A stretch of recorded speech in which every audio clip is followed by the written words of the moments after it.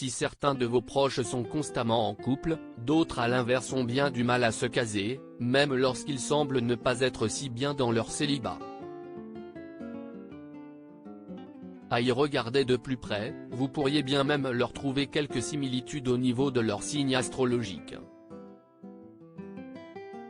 En tout cas, les astres ont bien leur avis sur les signes les plus malchanceux en amour.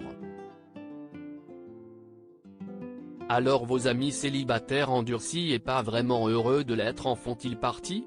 Si ce sont ces trois signes qui semblent ne pas être les plus chanceux en amour, si est-il tout simplement en raison de leur approche de l'amour, leur manière de gérer leurs sentiments, mais aussi leur envie de vivre à deux. En effet, certains signes sont à l'inverse chanceux en amour. Il s'agit notamment des Poissons, du Cancer ou encore du Taureau et de la Vierge. Si le dernier signe du zodiaque, n'est tout simplement qu'amour, le Taureau, lui, avance en amour comme un compétiteur. Mais alors quels sont nos trois signes les plus malchanceux en amour? Si l'amour restant intact des décennies est un rêve pour beaucoup, certains auront plus de mal à l'atteindre. Il s'agit notamment du signe du Scorpion. Même si ce signe d'eau est particulièrement sensible, le Scorpion a un tempérament destructeur. Le natif de ce signe est le spécialiste des excès en tout genre. Ainsi, il aime à 100%, et à l'inverse n'aime pas. Ce qui rend l'amour durable assez difficile. Car s'il ne parvient pas à s'attacher, il se lassera aussi vite, ou bien tomber éperdument amoureux. Et là l'intensité pourrait en faire fuir quelques-uns pas à la hauteur.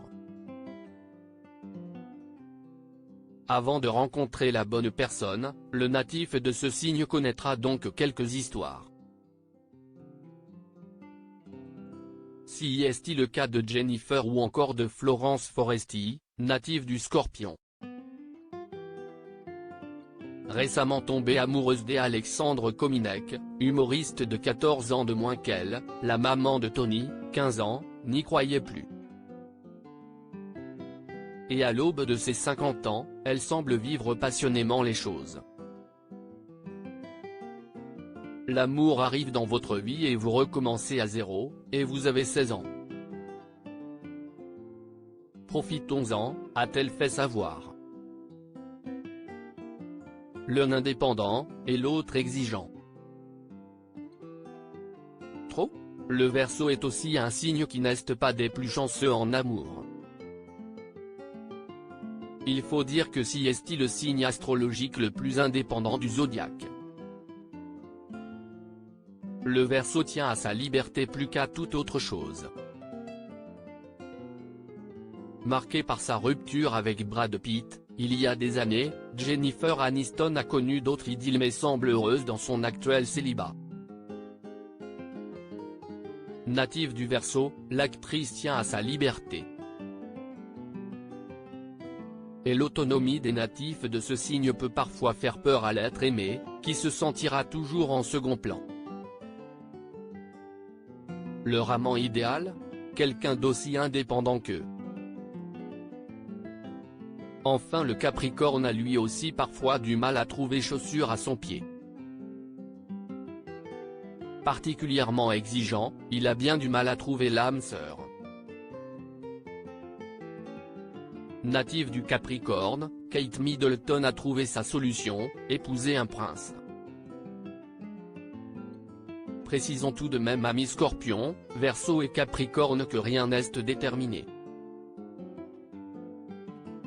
L'amour ne dépend pas seulement des astres, mais aussi du parcours bien personnel de chacun.